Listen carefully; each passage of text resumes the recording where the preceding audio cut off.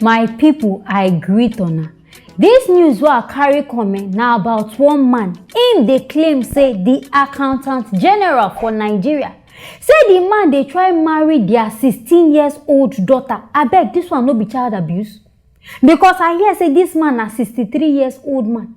But he don't search everywhere talk say now this particular girl now him must marry. And this man will come after they talk this one, he just be like say na his sister daughter. The sister don't die. So he be like say nah they take care of this person, and just be like papa to this girl. And then they claim say no, this pikin they too young to marry. But this man talk say lie now this girl he must marry by force by fire. My people beg, they cannot join me watch. It's very unfortunate for on the way and manner the Accountant General of the Federation, that's Ahmed Idris, is acting of recently.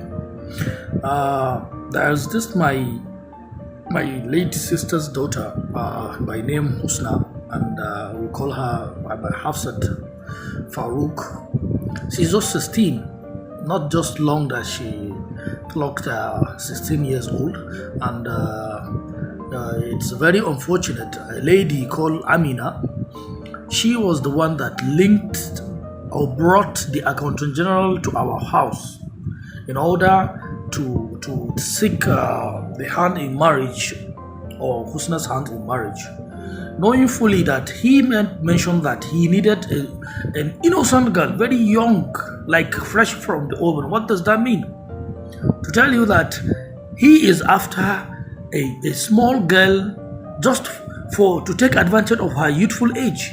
You understand? But being a public servant, someone who is sitting on top the engine room of this country, doing anyhow, you understand? He went so far to start bribing this girl, enticing her with a goal of 2 million naira, iPhone, you understand, buying cars, selling millions of naira to draw the attention by all means necessary, to the point that he has went different places just because he said he wants to meet her parent or the relative of the parent, just to say hello, not knowing that he has a plan to just get married to that innocent girl on that same day before anybody knows. But thank God for my own father, Alhaji Bagudu Balarabe bin Nkebi. He was the one that stopped it.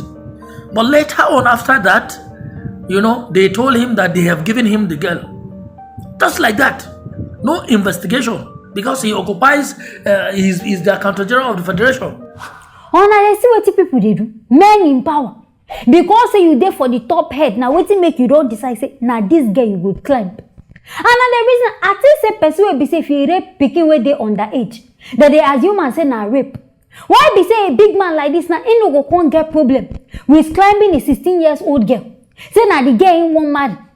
And no be say that first wife he won't use this girl do. Number 4, the fourth wife, now he won't carry person picking. Say he won't go use and do. But you see this girl say, because based on what the uncle they talk saying he don't buy the girl phone, buy and this one. She is self women, material things go kill on. Because of iPhone, because of money, you don't carry your head. They took inside, say you go marry your grandpapa mate. Now you won't decide, say you say go die for them. And what he come was pass for this whole matter now. This man don't even buy the girl papa. Because I said the girl papa self in they work for big office. Now all this like Navy office, I mean, they call them immigration. Say now he don't tell the man, say make the man go pick any house of his choice. He go pick. I beg with rich people money. Because I know say you be government worker. I beg. So where you see that money? Where they waste our money? Or because of girl? Because of something? Make this man reason this matter well. Because me I dey very certain say this man get waiting in the fine. Because among the old girls where they inside this Nigeria, now you in particular. And the man they claim say now this fresh blood now he want this particular 16 years old girl now he want. And nowhere where this man never go to. This in uncle don't go radio station go complain. This pikin too small, she know they marry. They say anywhere where this man go. This Mr. Ahmed, this politician, he go make sure say he cancel everything. Make sure say they no even voice out this man thing. I beg na sure say this man no get plan for this girl. Hope say no be waste to the renewing wealth now in the fine, so make no go be say won't go use person doctor. They do blood money. Because you don't marry number 1, marry number 2, marry number 9, you won't on the next small pikin. I don't know what you want get from this whole thing. This man now come outside, they shout for Buhari, say make Buhari come help. Oga, Buhari no fit do anything for you. Because even the so-called president now 17 years in marry Aisha. So I beg how you won't come to help you. Because people like say the Muslim religion now sort of now they feel marry young.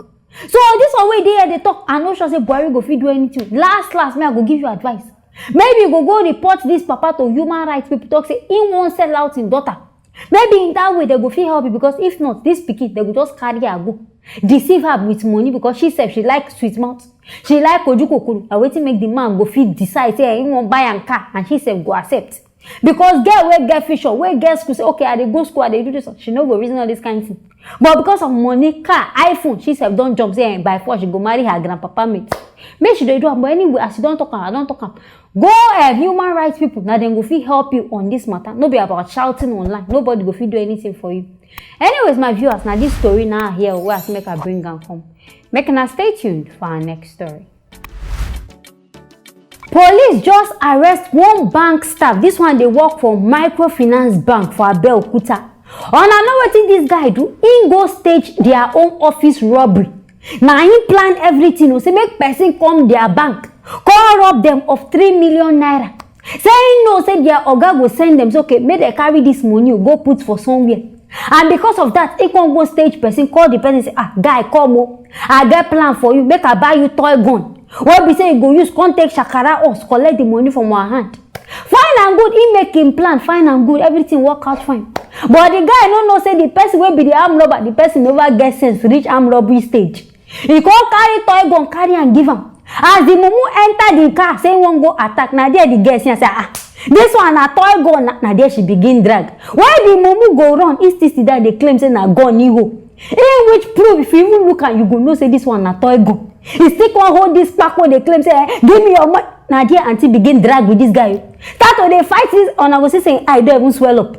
First panel beat am first before she come begin shout. Say this guy na thief. Now there they come arrest this guy. On I know say this one no be proper thief. Now there and begin they confess. He no even waste 10 minutes begin talk say now person where they work for this bank or this guy wey name na Olagoke na him cause the whole thing. Say na even buy the gun for us. Okay, come attack. We no get power. You go fit collect this money. He no say the lady in fact, but some ladies I beg this one. Next time no go try am. What if the gun na original gun? The person can't kill you. You go come dey claim say you think say na I beg no go dey risk your life for all this kind thing. But this work kind I beg. You get mind though. Your oga dey pay you salary. You know reason as okay this person dey pay. You still won't collect from her sock and dry. Collect all the money finish. They claim say na no get power na go fit rob una. But I beg people wey dey outside you will be say you get employer. Make you dey very careful.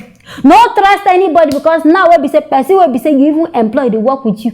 If they plan for you to collect your own money, how much more? Person wey be say you no even come go know at all. So I beg if you get your money, I beg they work with person. Dey careful, no dey too trust like that. If you know say na something wey be say e involve a lot of money, I beg carry your hand, carry your leg, go do the delivery by yourself.